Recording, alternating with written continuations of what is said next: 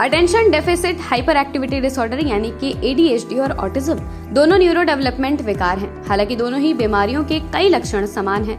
उदाहरण के लिए ऑटिज्म और ADHD से पीड़ित लोग दोनों ही आवेगी हो सकते हैं और दोनों विकारों से पीड़ित लोगों में भाषण का विकास बच्चों की तुलना में देर से हो सकता है।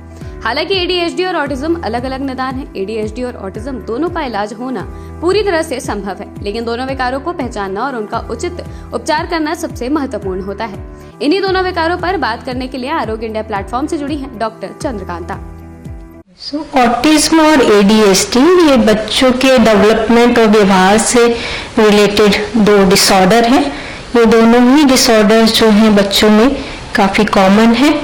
और ऑटिज्म जो है उसमें मेनली जो बच्चों का सोशल इंटरेक्शन है वो प्रभावित होता है, और ADHD के बच्चे जो होते हैं वो ज़रूरत से ज़्यादा चंचल होते हैं। ऑटिज्म और ADHD के लक्षण दोनों भी डिफ्रेंशिएट करना कोई मुश्किल काम नहीं है। दोनों के लक्षण जो है वो बिल्कुल भिन्न प्रकार के हैं, लेकिन हमें ये भी ध्यान रखना होगा कि कभी कभी एक ही बच्चे में दोनों कंडीशंस हो सकती हैं, तो उनमें थोड़ा सा परेशानी हो सकती है पता करने के लिए।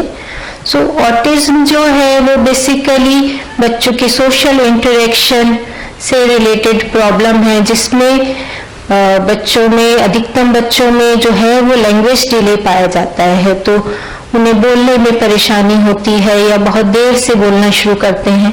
और जो नॉर्मल सोशल इंटरेक्शन होता है हमारा अपने माता पिता से या आसपास वालों से, वो उनमें नहीं होता है।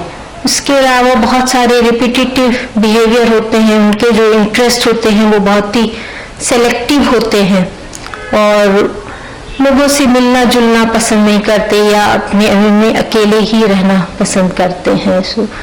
ADHD के बच्चों में चंचलता जो है वो नॉर्मल से अधिक होती है, और वो एक ही फोकस करना बच्चों के लिए मुश्किल होता है। तो इससे बच्चे के पढ़ाई लिखाई पे फर्क आ सकता है। स्कूल से शिकायतें आती हैं कि बच्चा टिक कर एक जगह नहीं बैठता, हर समय टहलता रहता है, इधर उधर चलता रहता है, कुछ बोलता रहता है। लक्षण दिखने पर क्या करें माता पिता? हमें लगता है कि बच्चा है, लेकिन जरूरी नहीं कि उसको ADHD हो। तो कुछ स्केल्स हैं जिसके बेसिस पे सवाल पूछ के माँ बाप से डायग्नोसिस बनाई जाती है। तो इसके लिए आपको किसी डेवलपमेंटल पीडियाट्रिशियन से, किसी